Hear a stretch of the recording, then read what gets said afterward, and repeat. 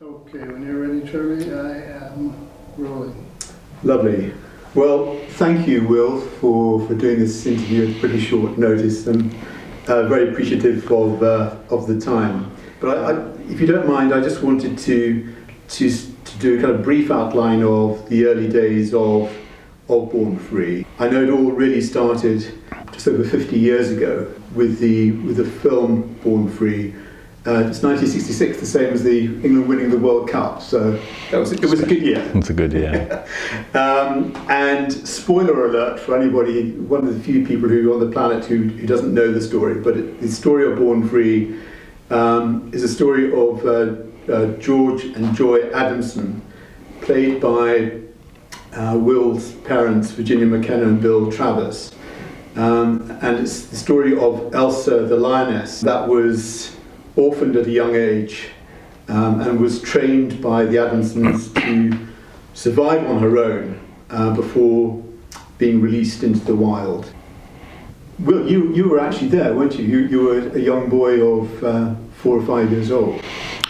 Given my age away. Yes, no, I was very fortunate with my mum and dad and my younger sister and brother at the time to go to Kenya and live there for almost a year while the film Born Free was made, and met George Adamson even at the age of 5, and Joy a couple of times. And I think that for me was, although the charity didn't start for nearly another 20 years, it was the experience of being in Africa, immersed in wildlife and stories about wildlife and wildlife people and filmmakers for that length of time that must have infected me, because it's sort of, I've never been able to be cured since. And what age did you join Born Free? Well, so Born Free, the charity, people think it started because of a lion, and in a sense it was because of Elsa the lioness, but actually the real starting point was the death of an elephant at London Zoo. So Poli Poli, which means slowly, slowly in Swahili, was an elephant that my mum and dad had worked with in a film in the late 1960s. And she was given as a gift by the then Kenya government to the London Zoo. And we campaigned, or mum and dad campaigned at the time, and said, please, to the Kenya government, give us the elephant, we'll return to the wild with Daphne Sheldrick and her late husband David.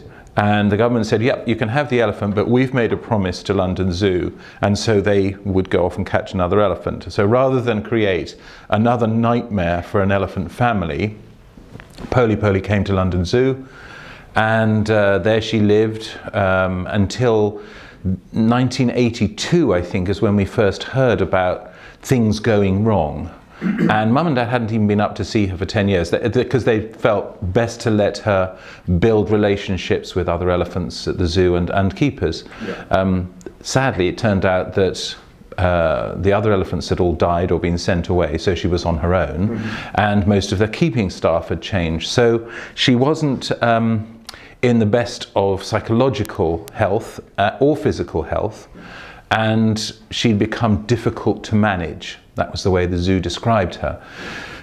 And there was talk about her being euthanized. So mum and dad went up and called her name, and she was at the back of the enclosure, the rather awful Sir Hugh Casson designed elephant house at London Zoo. She came rushing down, and there is this amazing photograph of my dad sort of stretching his hand across the moat, and she's stretching her trunk, and there is a sort of South Bank show moment where that electricity happens.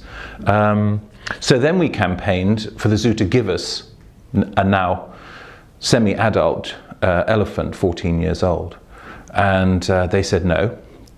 We had somewhere in Africa that would take her, but they said no, that she would be poached.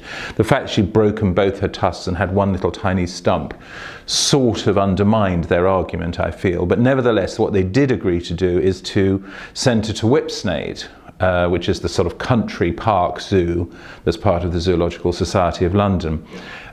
She was put in her crate, collapsed, didn't get up well. The whole move was a failure, and she damaged a leg.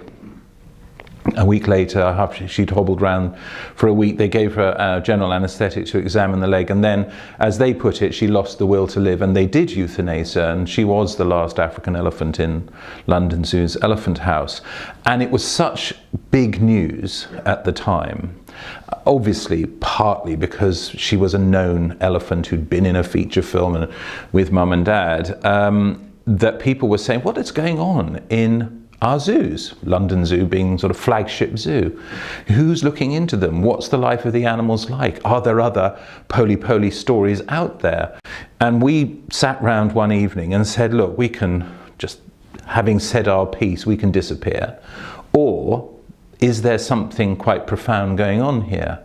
And we decided, for better or worse, to establish, at the time, not a charity, it was a small not-for-profit company called ZooCheck, to check on zoos and to sort of stop the worst excesses.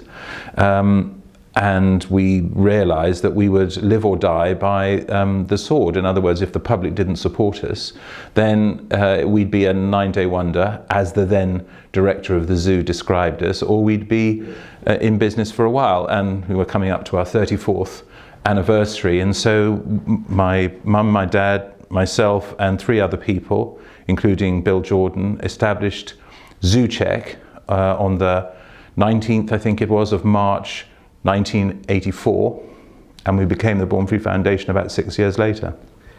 Was ZooCheck the same as the Zoo Directive, which was then sort of put into place?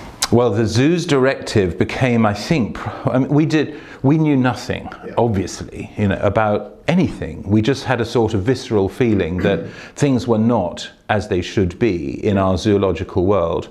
And one of the things, we started looking at individual species. So we did some investigative work looking at polar bears and found that of the 9 zoos that had polar bears, about 80% of the bears, 90% of the bears were showing abnormal pacing and stereotypic behavior, which is an indicator that they're mentally disturbed by their captive environment, the bleakness, barrenness, and an unchanging natural environment that they're forced to live in.